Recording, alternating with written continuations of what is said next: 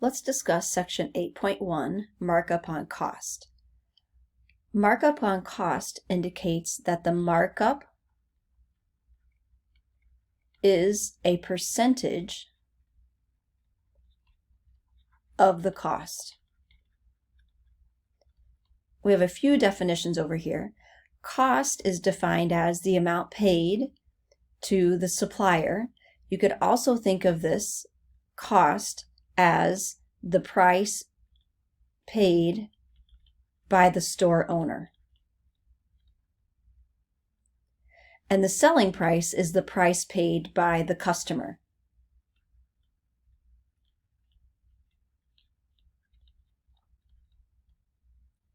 The amount in between those two values is the markup.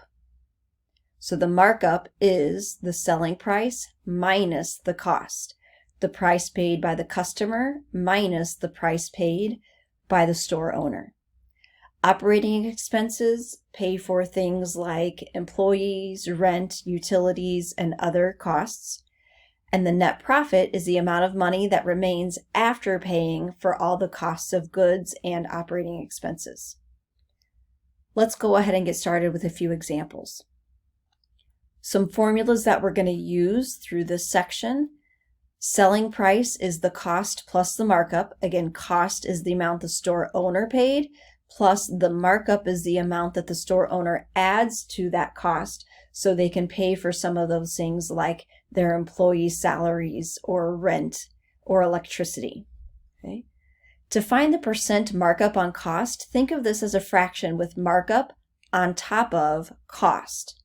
So the markup amount in dollars on top of the cost amount in dollars, and then we change that fraction to a decimal and then end up writing it as a percent.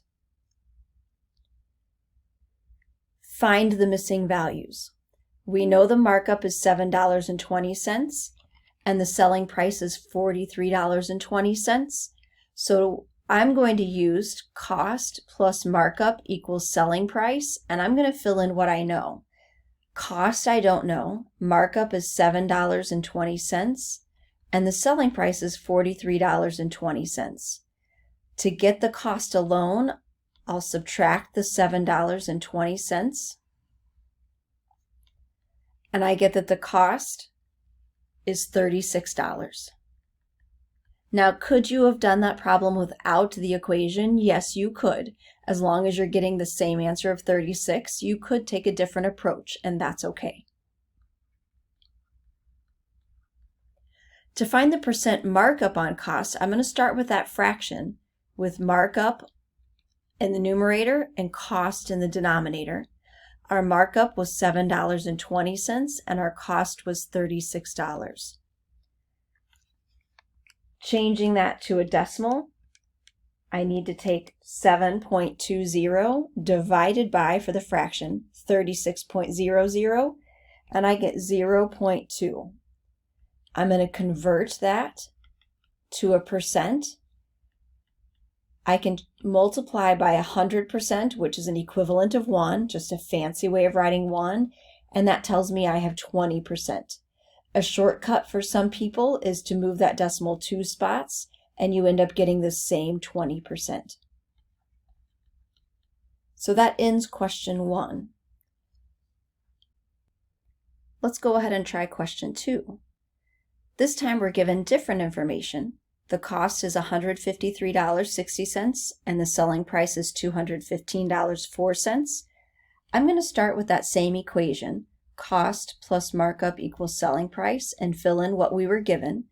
Cost of $153.60 and selling price of $215.04. To get the markup variable alone, I'll subtract $153.60 from both sides to keep it balanced. And in the end, I get a markup value of $61.44. Put that right here. To find markup on cost, we're going to write a fraction with markup in the numerator and cost in the denominator and fill in those values. We have a markup of $61.44 a cost of $153.60. With our division, I get 0.4 and convert that to a percent. I multiply by 100%, which moves that decimal 2 places right, and gives us 40% for the markup on cost.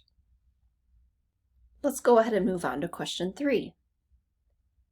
Here we're given the markup amount and the percent markup on cost, but we don't have the cost or the selling price. This is where I like to write this information as a sentence. The markup is 50% of cost.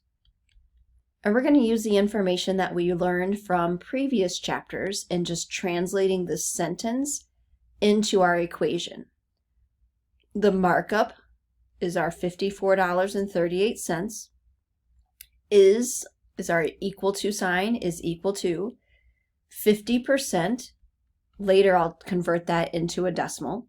Of is multiplication, and cost I'll use variable C because I don't know that amount. Now I need to solve this equation. $54.38 equals, and I'm going to convert 50% to a decimal, which is 0.50, times our cost is times C. To solve, I'm going to divide by that 0.5 to get the C alone, making sure I keep both sides of the equation balanced. On the left side, after my division, I get $108.76, and on the right, I only have variable C. That tells me that the cost, variable C, is $108.76.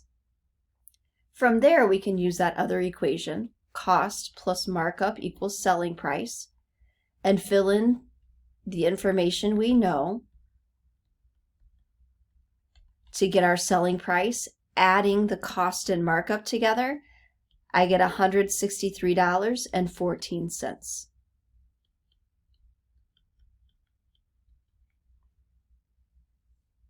Let's go ahead and start to see this information more in a table format. So question 4 and 5 is more what we're going to start to use as we get to some of our applications. Think of this as our equation, cost plus markup equals selling price. And if we use the same idea in this last column, our cost is $25 plus our markup is $8, we get a selling price of $33. Okay? So thinking of it just like a vertical addition problem. Working on question 5 in that same way. Cost plus markup is selling price. So we can also do that same idea here. Cost plus markup equals selling price. Fill in what we know. Markup is $35 and selling price is $118. In order for us to solve, we would have to subtract the $35 to get the cost variable alone. And I end up with $83 for the cost. Now you could also think of this as if you're going addition down. To work backwards, you could use subtraction. So there's a bit of a shortcut to not have to go through that whole equation. And if you take 118 minus the 35, you get the 83 that we had calculated earlier. Let's go ahead and try number 6, and then we'll take a break before the next video. In question 6, we have a jacket that costs a retailer $90. So keep in mind, costing a retailer is the business cost, that's cost. I'm going to put that right in my cost row, $90. It sells for $126, so that tells us our selling price is $126. Since the markup is on cost, cost is the base or 100%. This is something that I'm telling you in this first example, but it won't tell you again. All you'll be told is markup is a percentage of cost. They'll use markup is on cost. And when you hear markup is on cost, what that tells you is the cost is 100%. Over here in the far left column next to the percent sign, put a 100% next to cost. Then we want to find all the rest of the values. Okay. I'm going to take some information that I know and I can fill in and complete this third column. I can take cost plus markup equals selling price and fill in the cost and the selling price. And I can use that subtraction to work backwards to get that missing markup value. Markup I get is $36. I'm going to put that in a different color just to show you that was something we solved for.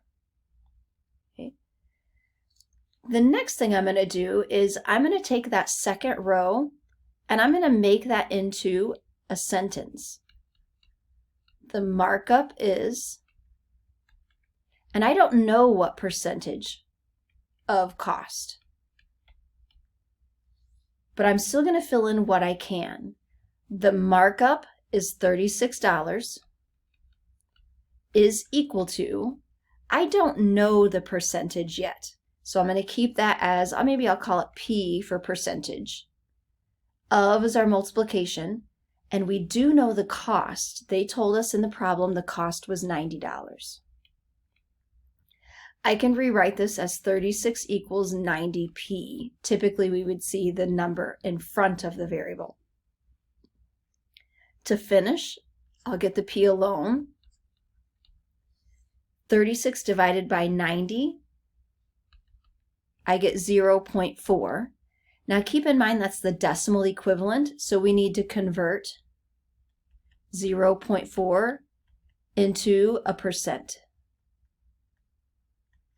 So 0.4 becomes 40%.